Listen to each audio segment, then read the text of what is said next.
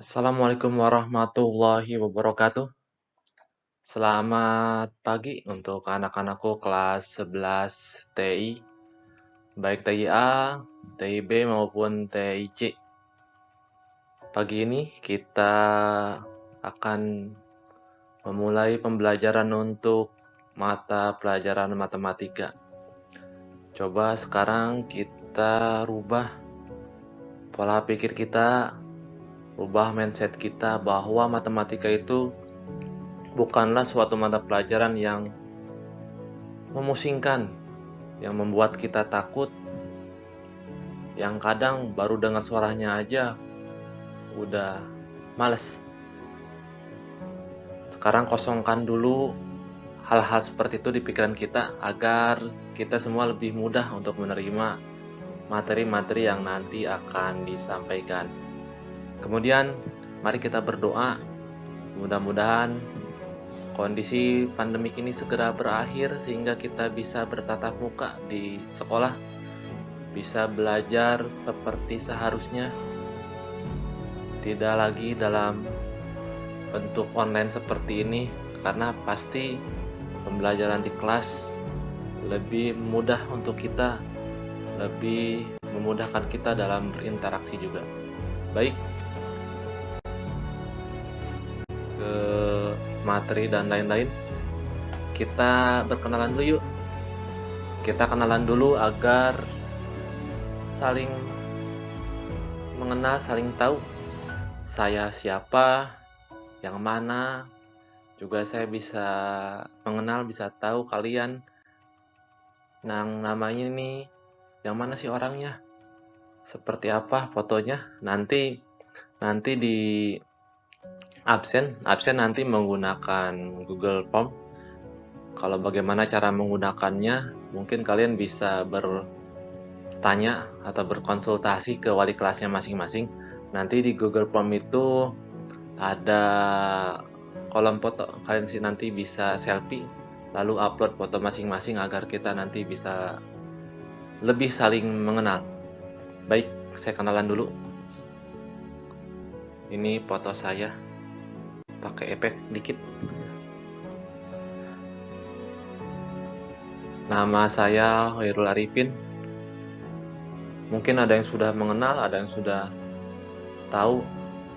Apa di sini ada yang sama sekali belum pernah melihat saya? Ada. Saya lahir di tanggal 18 Juni.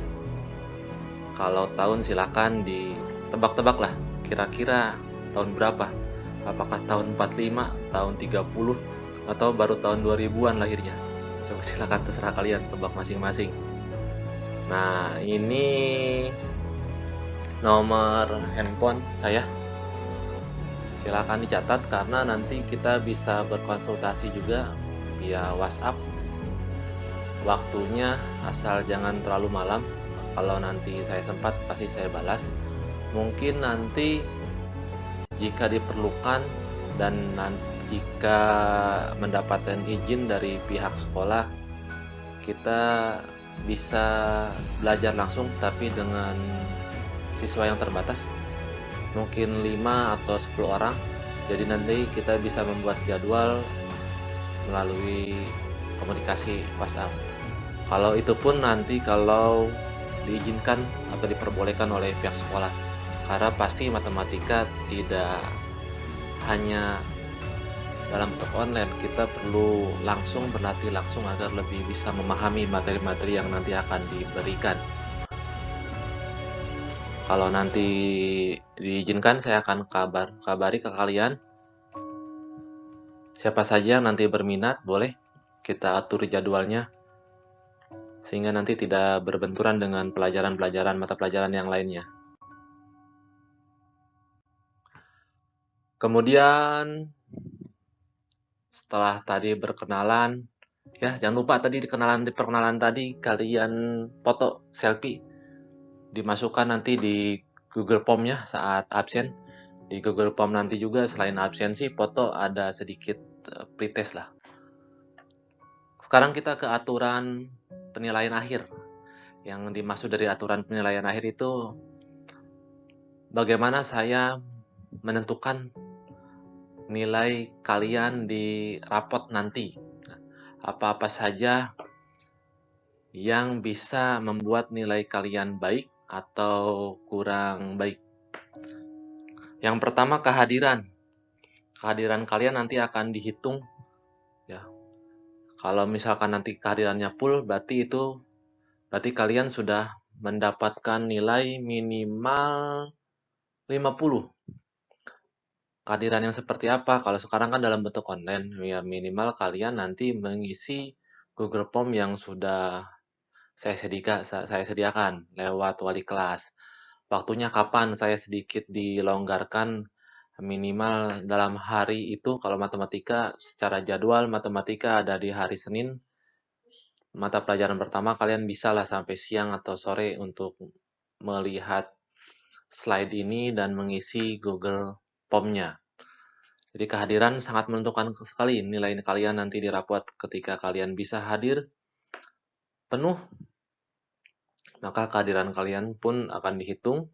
Sehingga minimal kalau hadir doang, udah dapatlah nilai di rapot 50. Kemudian yang kedua, yang berikutnya adalah menyelesaikan tugas dan ulangan. Tugas ini berarti setiap materi, setiap pertemuan atau 2 pertemuan sekali saya akan memberikan tugas. Ya, kalian ya tinggal menyelesaikan tugasnya sesuai dengan apa yang nanti saya berikan. Kalau ulangan berarti jika nanti misalkan ada ulangan harian atau ulangan tengah semester atau ulangan akhir semester, ya kalian mengikuti. Sehingga kalau kehadiran kalian bagus, kemudian kalian ikut ulangan, minim-minim banget nilai kalian di rapot nanti sama dengan KKM. Kalau nggak salah KKM di semester ini sekitar, kalau nggak salah nilainya 68 lah. Jadi kalau kalian sudah bisa hadir full, tugas-tugas semua dikerjakan, ulangan-ulangan juga ikut, saya jamin nilai KKM sudah ada di tangan kalian. Tapi bagaimana kalau kalian ingin nilainya lebih, ingin lebih dari KKM? Nah, ini yang tiga.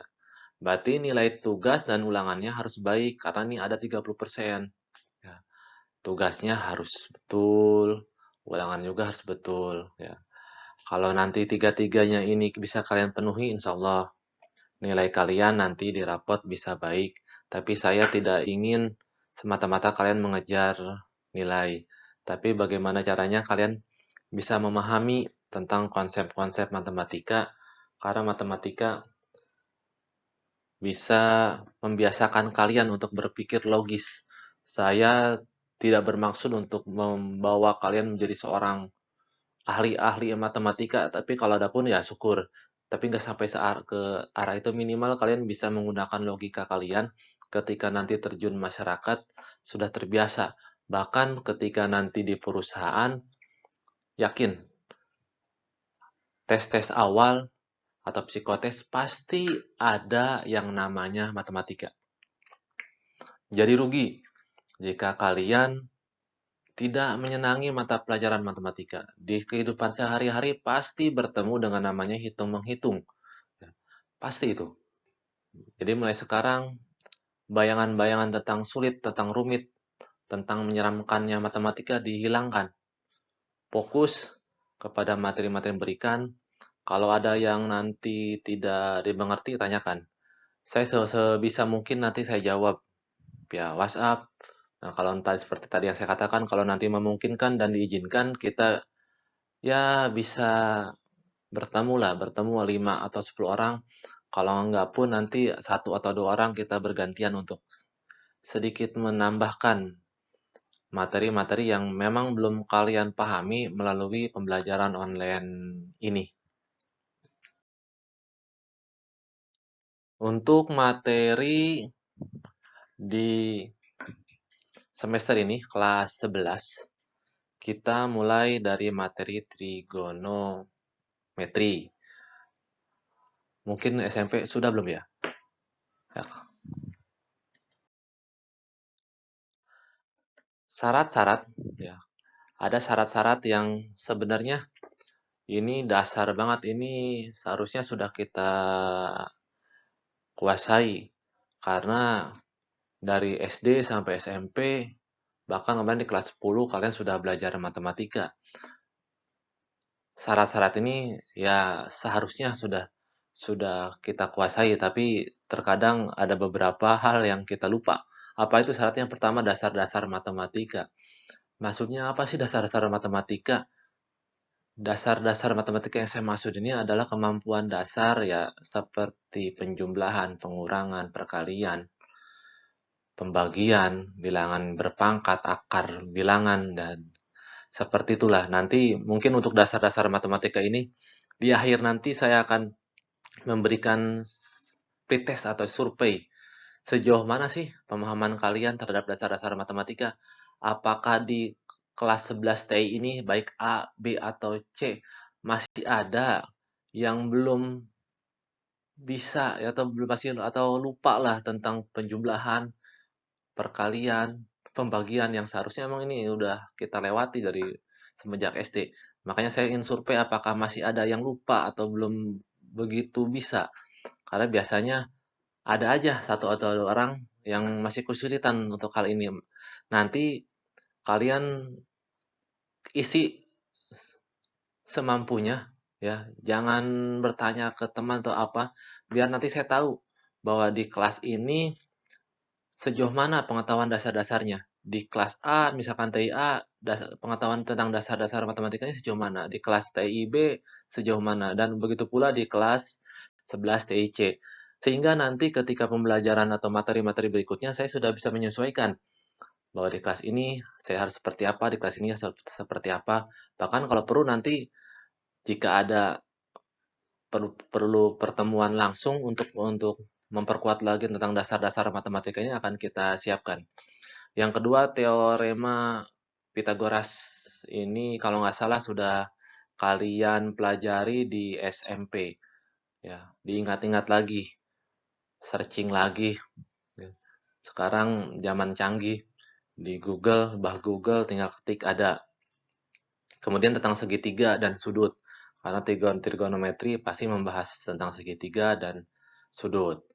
Selanjutnya tentang simbol. Simbol yang kita pakai sementara ada 3. Di situ ada huruf A, B ya. Ada alfa, ada beta, dan ada theta. Ingat-ingat. Simbol yang kita pakai untuk sementara ada alfa, ada beta, ada theta. Alfa, beta, dan theta.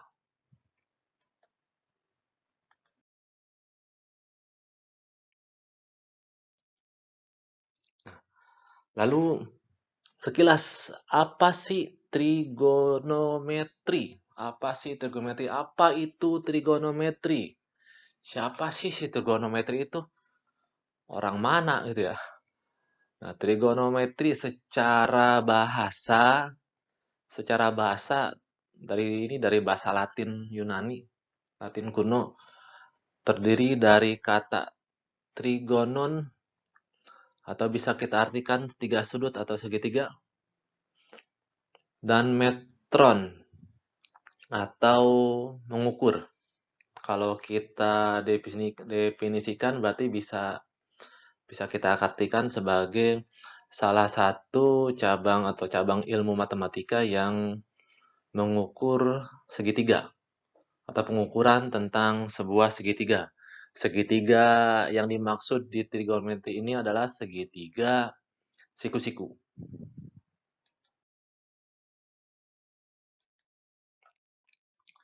Lalu konsep trigonometri ini bisa kita pakai dalam sehari-hari untuk apa sih? Kadang kita berpikir kita belajar matematika, belajar ini, belajar itu. Kepake gak sih kalau kita dalam kehidupan kita sehari-hari? Rumus-rumus matematika itu kepake gak sih? Jangan-jangan rumus matematika itu cuma buat di sekolah doang. Tapi ketika kita dalam kehidupan sehari-hari, rumus-rumus itu tidak pernah kita gunakan. Nah, untuk trigonometri, ini pengalaman saya pribadi. Kebetulan beberapa kali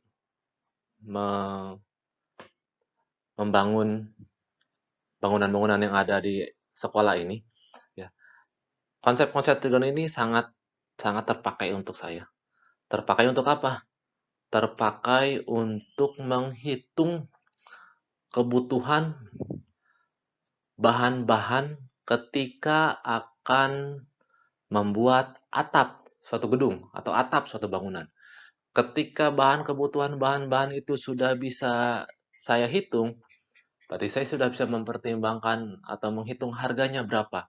Sehingga kebutuhan-kebutuhan rencana anggaran biaya bisa terhitung, bisa kita prediksi. Dengan apa? Dengan menggunakan konsep trigonometri. Kalau kita lihat bentuk atap bangunan, itu ada bentuk segitiga. Segitiga ini kalau kita potong, nah segitiga menjadi segitiga siku-siku. Nah, disinilah kita bisa hitung berapa derajat kemiringan atap, berapa ketinggian atap, berapa sisi miring atap, sehingga nanti kebutuhan-kebutuhan bahannya bisa kita hitung juga. Berapa kita butuh kasoknya, kaso baja ringannya, berapa batang kita butuh reng baja ringannya, berapa buah sampai berapa buah sekrup atau mur yang kita butuhkan, dan berapa lembar genteng yang kita butuhkan. Sehingga ketika nanti pembangunan, kita sudah bisa mempersiapkan, tidak kelebihan, tidak kurang, bahkan bisa menghemat biaya yang akan kita keluarkan. Jadi ini konsep-konsep matematika sebenarnya bisa kita aplikasikan, bisa kita gunakan dalam kehidupan sehari-hari.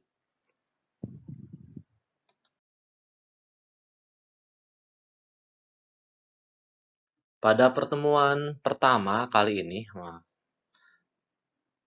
kita akan masuk ke kompetensi dasar 38, yaitu menentukan perbandingan trigonometri pada segitiga siku-siku. Nah, sekali lagi, pertemuan pertama ini kita akan membahas tentang menentukan perbandingan trigonometri pada segitiga siku-siku. Misalkan saya punya sebuah segitiga siku-siku, segitiga ABC. Nah, misalkan saya punya segitiga ABC. Segitiga ABC ini siku-siku di titik C. Segitiga siku-siku, segitiga yang salah satu sudutnya 90 derajat. Di sini siku-siku yang sudut 90 derajatnya ada di titik C. Segitiga ini pasti mempunyai sisi miring. Nah, untuk segitiga di layar, sisi miringnya ada pada bidang AB. Sisi miring atau disebut juga hipotenusa.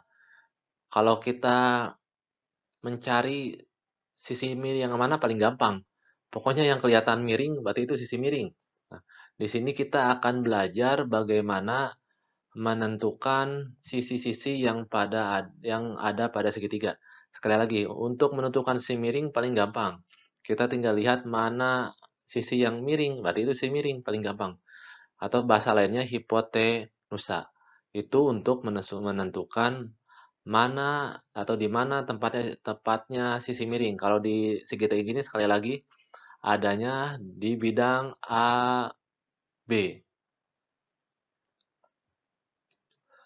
Kemudian segitiga ABC ini ada salah satu sudut, saya ulangi, di segitiga ini ada salah satu sudut yang diketahui.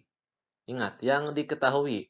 Karena trigonometri ini kita harus menentukan dulu sudut yang diketahui, salah satu sudut yang diketahui. Ada sudut yang diketahui selain sudut siku-siku tadi, sudut yang 90 derajat tadi. Di sini sudut yang diketahui ada di titik A. Ya. Ada alfa di situ. Ada sudut alfa di titik A. Kita sekali lagi, ada sudut yang diketahui di titik A, yaitu sudut alfa. Ingat, ada sudut yang diketahui di titik A, yaitu sudut alfa. Jadi fokus kepada sudut yang diketahui dulu. Fokus kepada sudut yang diketahui dulu. Nah, setelah sudut yang diketahui tadi kita fokus, kita lihat bidang atau sisi yang berada tepat di depan sudut tersebut. Kalau tadi sudutnya ada di titik A, kalau kita tarik tanda panah, berarti sisi yang ada tepat di depan sudut tersebut adalah sisi BC. Saya ulangi, sisi yang tepat berada di depan sudut itu adalah sisi BC. Sehingga sisi BC itu kita sebut sebagai sisi depan. Ya. Sisi yang tepat, saya ulang lagi, sisi yang tepat berada di depan sudut yang kita ketahui, maka kita sebut sisi tersebut sisi depan. Di segitiga ini, sisi depannya adalah sisi BC. Nah, tadi sisi miring sudah kita ketahui, sisi depan sudah kita ketahui. Nah, tinggal satu lagi, miring sudah, depan sudah, berarti sisanya yang belum diketahui adalah sisi samping. Ya. Sekali lagi, sisi miring sudah kita ketahui, sisi depan juga sudah kita ketahui. Berarti sisanya yang belum kita ketahui adalah sisi samping. Sehingga kita dapat tiga sisi. Sisi miring, sisi depan, sisi samping. Ya. Diingat-ingat lagi, di slide ini kita belajar menentukan. Di slide ini kita belajar menentukan mana sisi miring, mana sisi depan, dan mana sisi samping. Coba kita lihat di segitiga yang lain. Kita masih belajar menentukan mana sisi miring, mana sisi depan, dan mana sisi samping pada sebuah segitiga siku-siku. Nah, kita coba pada segitiga yang lain. Saya punya segitiga PQR. Saya ulangi lagi. Saya punya segitiga PQR. Siku-siku di titik R. Dan sisi miring sudah pasti. Posisi yang miring ada di bidang atau di sisi PQ. Saya ulangi lagi, tadi di awal atau di slide sebelumnya saya sudah menyampaikan bahwa menentukan sisi miring paling gampang. Tinggal dilihat mana sisi yang miring.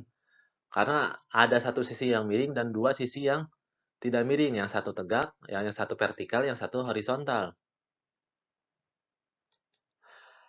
Di segitiga PQR ini, ada satu sudut yang diketahui, yaitu sudut theta. Saya ulangi lagi.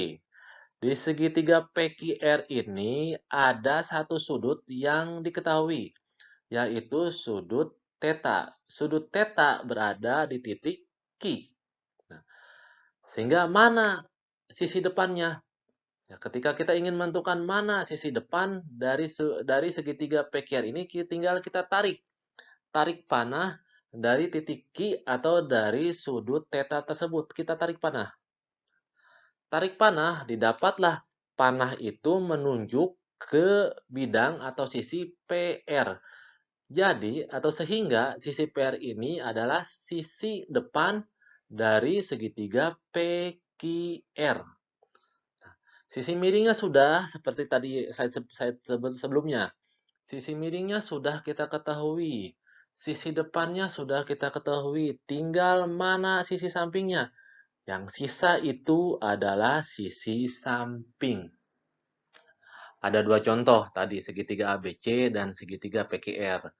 Itu contoh-contoh bagaimana cara kita menentukan sisi-sisi yang ada pada sebuah segitiga.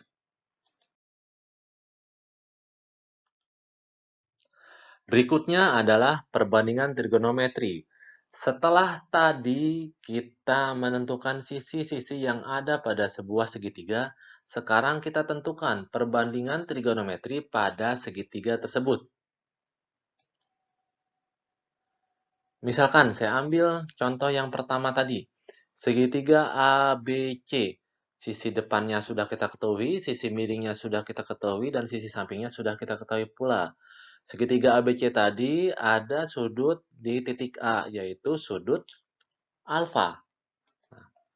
Untuk menentukan perbandingan trigonometri, yang pertama kita tentukan nilai sin A atau sinus A. Untuk mencari perbandingan trigonometri untuk sinus A atau sin A kita tinggal lihat sisi depan dan sisi miring. Depan dan miring.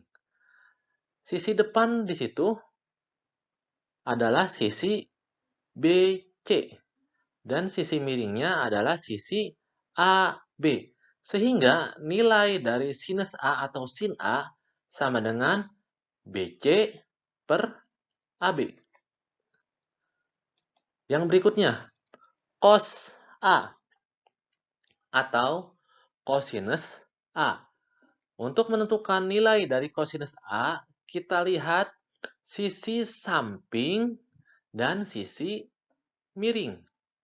Sisi samping pada segitiga ABC adalah sisi AC dan sisi miringnya adalah AB. Sehingga nilai cosinus A sama dengan AC per AB. Saya ulangi, nilai cosinus A adalah AC per AB. Dan yang terakhir, nilai dari tangen A atau tangen A. Untuk mencari nilai tangen A, kita lihat sisi depan dan sisi samping. Atau pada segitiga ABC tersebut, sisi depannya BC dan sisi sampingnya AC. Sehingga nilai tangen A adalah BC dan AC. Itu adalah perbandingan trigonometri dari segitiga ABC. Nah, kalau tadi kita lihat bisa kita sedikit rangkum untuk mempermudah kita menghafal nilai sinus, nilai kosinus, dan nilai tangen. Kita coba buat sedikit singkatan. Sin, cos, tan, sinus, kosinus, tangen. Kita singkat juga perbandingannya dengan demi, sami, dan desa. Sinus, demi.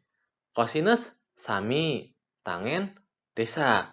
Sinus demi depan miring. Sinus demi depan miring. Kosinus sami samping miring. Dan tangen desa depan samping. Demi depan miring. Sami samping miring. Desa depan samping. Nah, itu kita ulang-ulang, kalian ulang-ulang lagi, ulang-ulang sampai sedikit sampai hafal. Jangan sedikit demi sedikit, coba demi, sami, desa, demi, sami, desa, sampai hafal.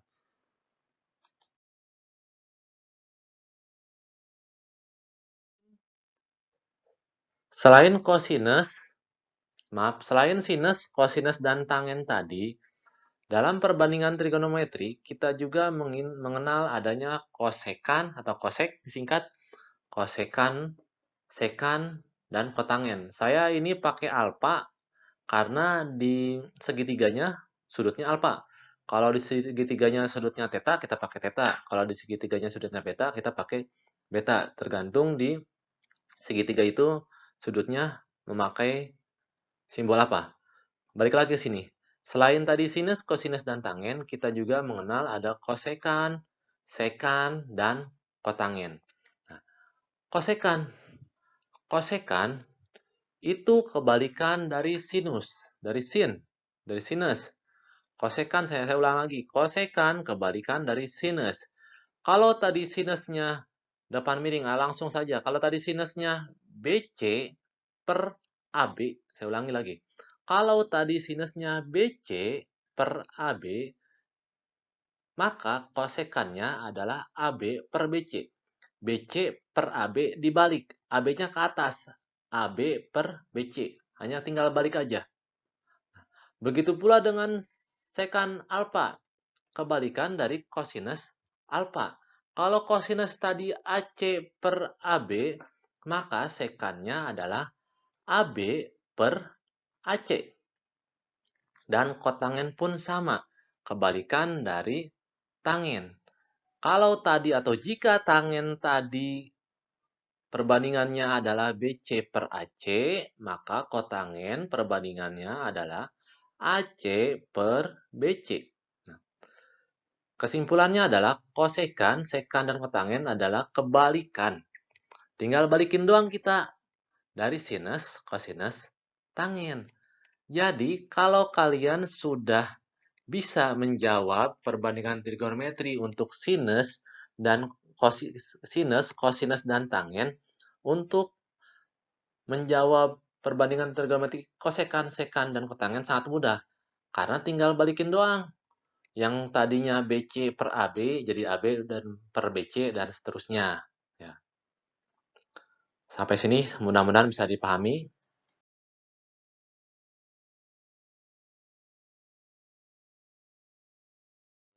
Cukupkan karena tidak kalau kita saya ulangi mungkin materi pertama ini saya cukupkan karena kalau terlalu panjang juga kita dengan posisi online ini agak sulit. Nah, nanti mungkin kita lanjutkan lagi di pertemuan selanjutnya. Tapi sebelum selesai materi ini, saya ingatkan jangan lupa kalian mengisi absensi. Absensi yang sudah disediakan di Google Form. Linknya nanti akan dikirim oleh wali kelas di grup kalian. Bagaimana cara mengisinya? Silakan konsultasi dengan wali kelasnya masing-masing. Dan nanti di absen itu selain tadi ada foto selfie kalian, juga ada pretest dan latihan. Nah, silakan kalian catat pretest dan latihannya.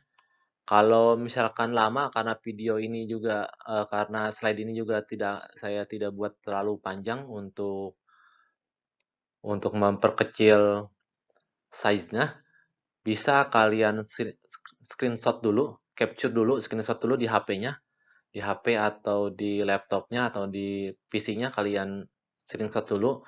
Nanti soal pretest dan latihan ini kalian kerjakan di kertas ya atau di buku kalian.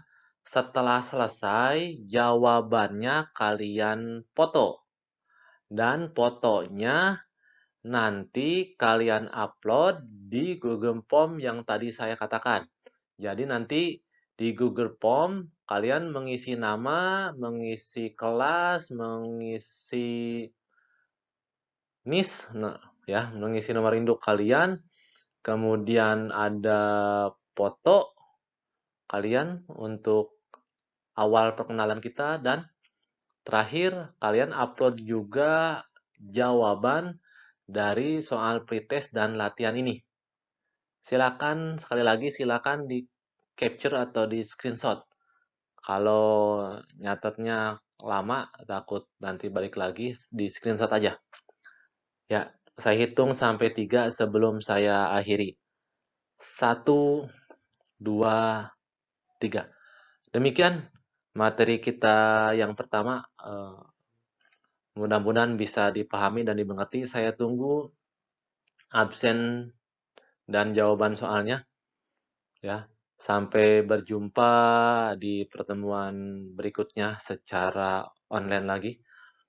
Dan mudah-mudahan sekali lagi Allah Subhanahu wa taala segera mengangkat penyakit dari dunia ini, terutama COVID-19 ini, agar kita kembali bisa bertatap muka di sekolah. Sampai bertemu. Wassalamualaikum warahmatullahi wabarakatuh.